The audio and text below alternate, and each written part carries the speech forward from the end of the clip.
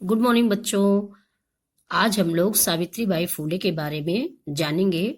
बच्चों, आज सावित्री बाई फुले जी का जन्मदिन है। 3 जनवरी 1831 को महाराष्ट्र के सतारा जिले में खांडला तहसील के नाय गांव में हुआ था। इनके पिता का नाम श्री खंडोजी नाव से पाटिल और माता का नाम लक्ष्मीबाई था।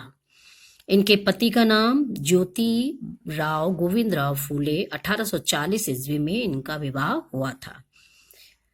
बच्चों, प्रथम महिला शिक्षिका सावित्री बाई फूले थी। इन्होंने सबसे पहले जो है विद्यालय खोला था। तो सबसे पहले विद्यालय इन्होंने जो खोला वो प्रथम कन्या विद्यालय था। प्रथम कन्या विद्यालय 1 जनवरी 1848 ईस्वी में सावित्री बाई फूले ने ज्योतिबा के साथ मिलकर विभिन्न जातियों की 9 बालिकाओं को लेकर भिड़ेवाड़ी पुणे में कन्या विद्यालय की स्थापना की।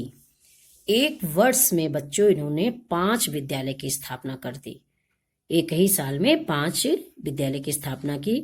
1 जनवरी 1848 से 15 मार्च 1852 की अवधि में पुणे और उसके आसपास 18 विद्यालय बिना किसी आर्थिक मदद के निजी सामर्थ्य से स्थापित किया। उन्होंने किसी से भी पैसा नहीं लिया और अपने स्वयं के पैसे से इन्होंने 18 विद्यालय की स्थापना की और जहाँ पे सैकड़ों बच्चों को शिक्षा प्रदान की और जिन बच्चों ने अपना जीवन सुधारा।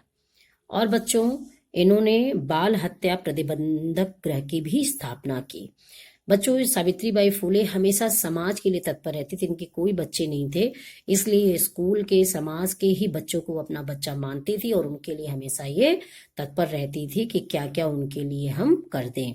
तो उस समय बाल हत्या बहुत होती थी। छोटे लड़कियों की जल्दी शादी हो जाती थी या उनके साथ बाल अपराध होते थे, तो इस तरह बच्चों की बाल हत्या की जाती थी। तो उन्होंने उन बच्चों को शरण देने के लिए बाल हत्या प्रतिबंध गृह की स्थापना की। 28 जनवरी 1853 को गर्भवती महिलाओं को आश्रय देने और सुरक्षा के लिए उनके पति ज्योतिबा के मित्र उस्मान शेख के घर में बाल हत्या प्रतिबंधक गृह तथा पालना गृह भी बनाया। जो बच्चे हो जाते थे उन बच्चों को भी वहां पे पाला पोसा जाता था और सारी सुविधाएं प्रदान की जाती थी।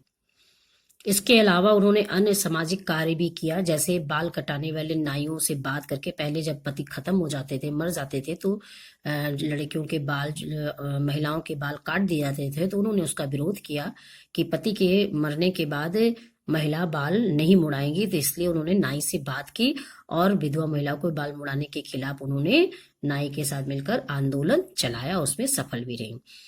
और उन्होंने इसके अलावा भी पितृसत्ता स्त्री विरोधी मान्यताओं के खिलाफ महिलाओं को माननीय गरिमाओं के साथ जीवन यापन करने का उन्होंने मौका दिलाया। महिला सेवा मंडल बनाया जिसमें औरतों को वो स्वावलंबी और कौशल विकास के प्रशिक्षण देना प्रारंभ किया, जिससे महिलाएं अपने पैरों पे खड़ी हो सके। इसके अलावा वो समाज सुधारिका तो थी ही बच्चों, और साथ में वे मराठी कावित्री भी थी, कविता भी मराठी में वो लिखते थे। जाति, लिंग भेद और रंग भेद के विरुद्ध उन्होंने अलग जगाई। मतलब हर तरह का कार्य समाज में हमारी जो है उन्होंने किया है। सावित्री के जीवन का प्रत्येक पल महिलाओं और पिछड़े वर्ग के लिए ही उत्थान के लिए समर्पित था। वो हमेशा समाज के उत्थान के बारे में ही सोचती थी। बच्चों, उनका इतना कार्य, उन्होंने अच्छे कार्य किए हैं और उनकी मृत्यु 10 मार्च 1857 ईस्वी में पुणे में प्लेग के कारण निधन हुआ।